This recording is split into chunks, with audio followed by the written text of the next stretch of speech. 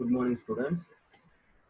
I am Raja, lecturer, mechanical department. Mechanical engineering students, third year mechanical. Automobile engineering subjects. நம்ம last ஒரு 3 கிளாஸை வந்து நம்ம அதை பார்த்துட்ருக்கோம். யூனிட் 1. அந்த யூனிட் நேம் வந்து உங்களுக்கு தெரியும், ஆட்டோமொபைல் என்ஜின்ஸ். இந்த சப்ஜெக்ட் கூடிய 4வது கிளாஸ் இது. இப்போ இந்த கிளாஸில் வந்து நம்ம பார்க்க போகிறது வந்து வால்வ் ஆப்ரேட்டிங் மெக்கானிசம். ஆல்ரெடி நான் சொன்னேன், நெக்ஸ்ட் கிளாஸ் நம்ம என்ன பார்க்க போகிறோம்னு, வால்வ் ஆப்ரேட்டிங் மெக்கானிசம்.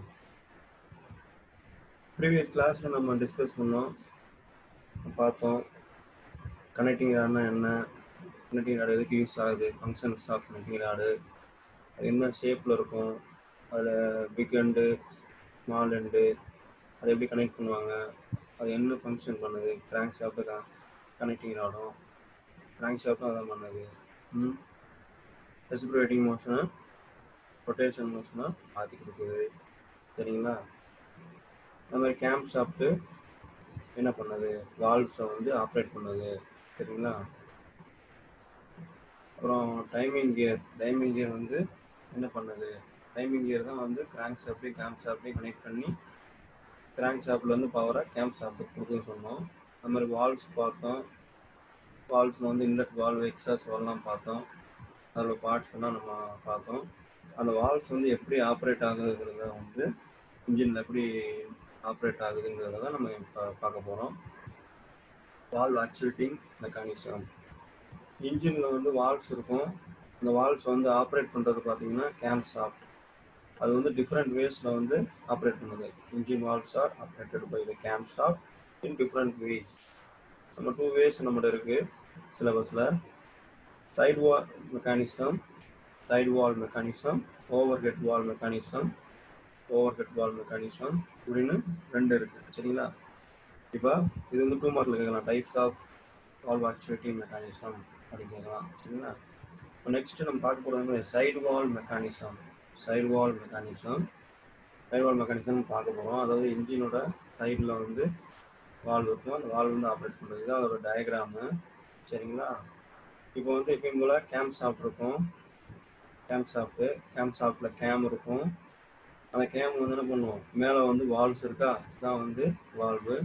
அந்த வால்வு என்ன பண்ணுவோம், இந்த டேப்பட்டுன்னு ஒன்று நம்ம பார்த்தோம். அதில் இந்த டேப்பட்டை வந்து இந்த ப்ரொஜெக்ஷன் இருக்குல்ல, இந்த போர்ஷன் வந்து மேலே வரும்போது இந்த டேப்பட்டை மேல் நோக்கி தள்ளும். அப்புறம் மறுபடியும் கீழே இறங்கும்போது திருப்பி ரிட்டர்ன் வரும். சரிங்களா? டேப்பட்டை மேல் நோக்கி தள்ளும் போது பார்த்தீங்கன்னா இங்கே ஸ்ப்ரிங் இருக்குது. இந்த ஸ்ப்ரிங் ஃபோர்ஸை வந்து என்ன பண்ணும், இது புஷ் பண்ணி மேல் நோக்கி மூவ் ஆகும். சரிங்களா? மேல் நோக்கி மூவ் ஆகும்போது பார்த்தீங்கன்னா இப்போ இந்த வால்வு ஓப்பன் ஆகும்போது என்ன ஆகும், இப்போ இது இன்லெட் வால்வாக இருந்தால் உள்ளே வரும், எக்ஸாஸ்ட் வால்வாக இருந்தால் வெளியே போகும். இன்லெட் வால்வாக இருந்தால் ஏர் ஃபியூயல் மிக்ஸ் வந்து உள்ளே வரும், எக்ஸாஸ்ட் வால்வாக இருந்துச்சுன்னா பேர்னிங் கேஸஸ் வந்து வெளியே போகும். சரிங்களா? திருப்பி அது வந்து அகெயின் வந்து கீழே வரும்போது பார்த்தீங்கன்னா இந்த கேம் லோப் இருக்குல்ல, அந்த கேம் லோப் வந்து கீழே வரும்போது இந்த ஸ்ப்ரிங் ஃபோர்ஸை வந்து ரிட்டர்ன் பண்ணும். ஸ்ப்ரிங் ஃபோர்ஸ் வந்து அந்த வால்வ்ஸை வந்து கீழ் நோக்கி தள்ளணும். சரிங்களா?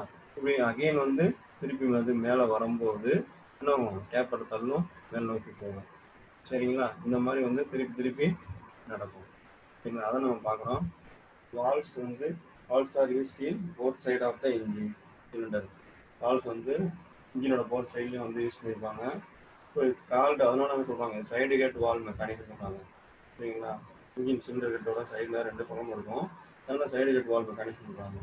கிராங்க் ஷாஃப்ட்டும் கேம்ப் ஷாஃப்ட்டும் என்ன பண்ணியிருப்பாங்க, கனெக்டட் ஈச் அதர், ரெண்டையும் கனெக்ட் பண்ணியிருப்பாங்க. ஸோ கிராங்க் ஷாஃப்ட் வந்து ரொட்டேட் ஆகும்போது கேம்ப் ஷாஃப்ட் ரொட்டேட் ஆகும். So the crank shaft is rotating the camp shaft.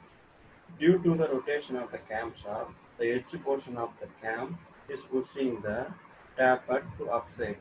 அந்த ரொட்டேஷன் ஆகும்போது camshaft ரொட்டேட் ஆகும்போது அந்த எட்ஜ் போர்ஷன் இருக்கு பார்த்தீங்கன்னா, சொன்னல கேமோட கேம் லோபு, அது என்ன பண்ணுவோம், டேப்பட்டை மேல் நோக்கி தள்ளும், மேல் நோக்கி புஷ் பண்ணும். ஸோ என்ன ஆகும், so that the valve will be open against the spring force. Valve வந்து நம்ம ஸ்ப்ரிங் ஃபோர்ஸை தள்ளிட்டு மேலே ஓப்பன் ஆகும்.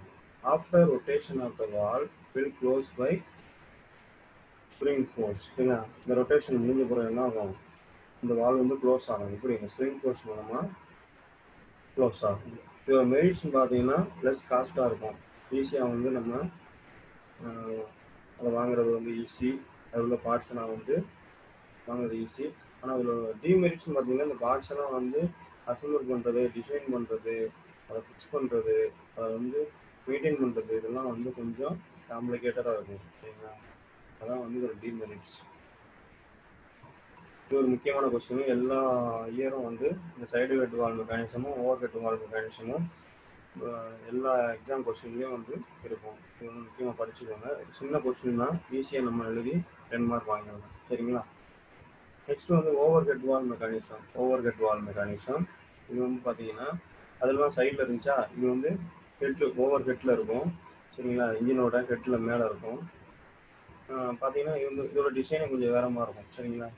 இப்போ இதே மாதிரி தான் கேம் ஷாஃப்ட் இருக்கும், கேம் லோப் இருக்கும். இதே மாதிரி மேலே அந்த கேம் லோப் மேலே வரும்போது இந்த வால்வு இருக்கு பார்த்தீங்கன்னா, டேப்பர் வால்வு மேல் நோக்கி தள்ளும் போது இந்த புஷ் ராட் இருக்குல்ல, அந்த புஷ் ராடும் மேல் நோக்கி மூவ் ஆகும். இங்கே வந்து தராசு மாதிரி நம்ம கடையெல்லாம் தராசு வச்சுருப்பாங்கல்ல, அது மாதிரி வந்து ஹிஞ்சு பண்ணி வச்சுருப்பாங்க. ஹிஞ்சு பண்ணிட்டு 2 பக்கமும் மூவ் ஆகிற மாதிரி. இப்போ இது மேலே போச்சுன்னா அந்த போர்ஷன் வந்து கீழ் நோக்கி வரும். சரிங்களா? இது வந்து கீழ் நோக்கி போச்சுன்னா அந்த போர்ஷன் வந்து மேல் நோக்கி வரும்.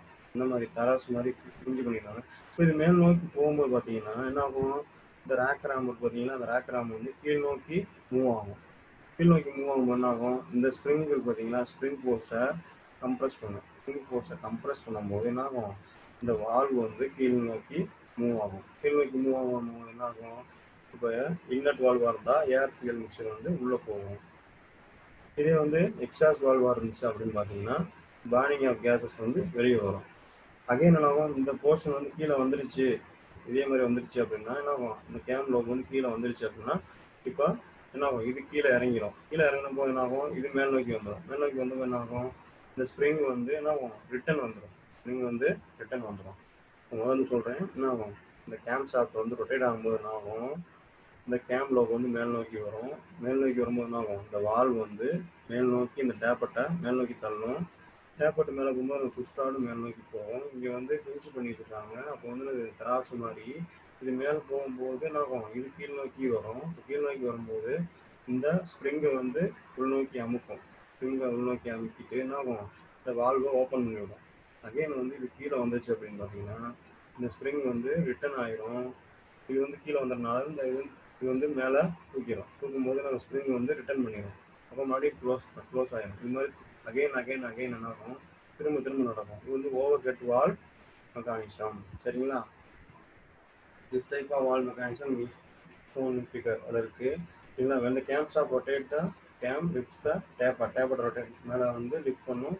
this taper என்ன ஆகும், லிஃப்ட் த புஷ் ராட் மேல் நோக்கி தள்ளும்.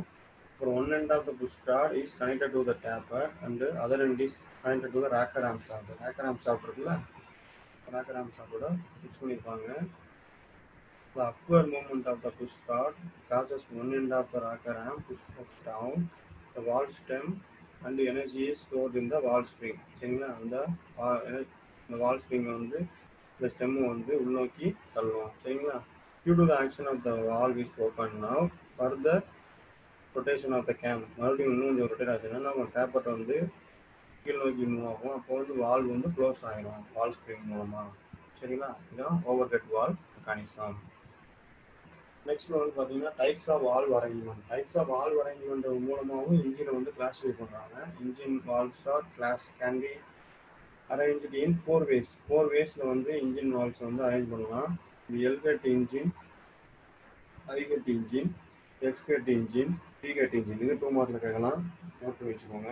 இந்த மாதிரி L gate engine, I gate engine, F gate engine, T gate engine. சரிங்களா? Types of valve arrangements. L gate engine பார்த்தீங்க அப்படின்னா என்ன ஆகும், இந்த மாதிரி இன்லெட் வால்வும் எக்ஸாஸ்ட் வால்வும் இந்த மாதிரி வந்து ஃபிட் பண்ணி வச்சுருப்பாங்க. இந்த மாதிரி மேலே வந்து டாப்பில் வந்து சைடில் வந்து அந்த சைடு இன்லெட் வால், இந்த சைடு எக்ஸாஸ்ட் வால், இந்த சைடு இன்லெட் வால், அந்த சைடு எக்ஸாஸ்ட் வால், இந்த மாதிரி ஃபிக்ஸ் பண்ணியிருப்பாங்க. இது வந்து ஒரு எல் ஷேப்பில் இருக்கனால வந்து என்ன பண்ணிக்காங்க, எல்கேட் இன்ஜின் சொல்கிறாங்க. சரிங்களா? டிகேட் இன்ஜின் பார்த்தீங்கன்னா இன்ஜினோட 2 சைட்லேயும் வந்து ஃபிக்ஸ் பண்ணியிருப்பாங்க. இன்லெட் வால்வு, எக்ஸாஸ்ட் வால்வு, இந்த மாதிரி வந்து ஃபிக்ஸ் பண்ணியிருப்பாங்க. அதனால என்ன பண்ணுறாங்கன்னா இதை வந்து டிகேட் இன்ஜின் அப்படின்னு சொல்கிறாங்க. சரிங்களா? இது வந்து இந்த பக்கம் சைடில் வந்து இந்த பக்கம் இன்லெட் வால்வு எக்ஸாஸ்ட் வால்வ் இது வந்து ஃபிக்ஸ் பண்ணிக்கிறதுனால இதை டி கேட் இன்ஜின் சொல்கிறாங்க. இப்போ ஐ கேட் இன்ஜின் அப்படின்னு பார்த்தீங்கன்னா 2 வால்வ் இருக்கும். 2 வால்வுமே என்ன பண்ணுவோம், கண்டினியூஸாக சென்டர் போர்ஷனில் டாப்பில் வந்து சிலிண்டர் ஹெட்டில் ஃபிக்ஸ் பண்ணியிருப்பாங்க.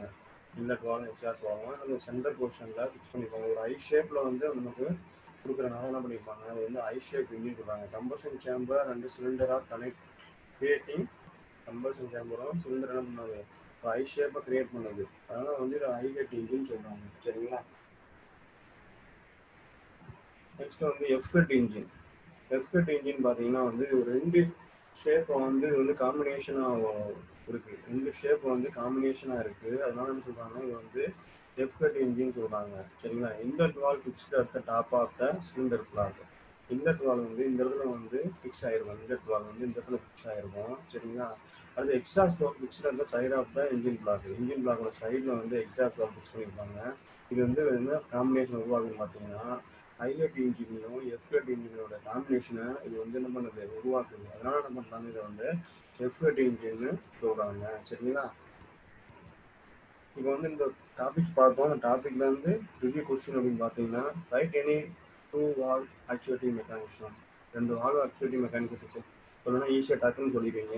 என்னது side head valve mechanism, over head valve mechanism அழகாக நீங்கள் வந்து டக்குன்னு சொல்லிடுவீங்க. அது மாதிரி classify the engine based on valve அரேஞ்ச்மெண்ட்னாலும் டக்குன்னு சொல்லிடுவீங்க. என்ன சொல்லுவீங்க, L head engine, I head engine, F head engine, T head engine. இந்த மாதிரி நிறைய டாபிக்ஸ்லாம் வந்து பார்த்துருக்கோம் நம்ம. இதெல்லாம் நீங்கள் நோட் பண்ணி வச்சுக்கோங்க நோட்டில். பின்னாடி வந்து உங்களுக்கு எக்ஸாம் டைமில் யூஸ் பார்க்குறது படிக்கிறதுக்கு யூஸ் ஆகும். நீங்கள் திருப்பி வீடியோ பார்த்துட்டு இருக்க முடியாது. சரிங்களா. நோட் போட்டு நீங்கள் எழுதும் போது உங்கள் மைண்டில் வந்து அது வந்து சேவ் ஆகும். உங்களுக்கு ரொம்ப யூஸ்ஃபுல்லாக இருக்கும். இப்போ நெக்ஸ்ட் கிளாஸ் நம்ம பார்க்க போகிறது பார்த்தீங்கன்னா இப்போ கம்பஷன் பார்த்தோம். சரிங்களா. அந்த கம்பஷன் வந்து என்ன மாதிரி ஸ்டேஜஸில் வந்து அது வந்து நடக்குது, எப்படி நடக்குது, அது எந்த மாதிரி நடக்குது, எப்படி ஃபியூயல் வந்து பான் ஆகுது, எப்படி அதெல்லாம் பற்றி பார்க்குறது வந்து ஸ்டேஜஸ் ஆஃப் கம்பஷன். அது என்ன ஸ்டேஜஸ், 4 ஸ்டேஜஸ் இருக்குது நம்ம பார்ப்போம். அடுத்து டைப்ஸ் ஆஃப் கம்பஷன் சேம்பர்னு பார்த்தோம். அந்த கம்பஷன் சேம்பரில் எத்தனை டைப்ஸ் இருக்குது, அது எப்படிலாம் ஃபங்க்ஷன் ஆகுங்கிறத வந்து நம்ம நெக்ஸ்ட் கிளாஸில் பார்ப்போம். சரிங்களா. இப்போ பார்த்ததெல்லாம் கொஞ்சம் படித்து ஞாபகப்படுத்தி பாருங்கள். தேங்க்யூ. நெக்ஸ்ட் கிளாஸ் நம்ம மீட் பண்ணுவோம்.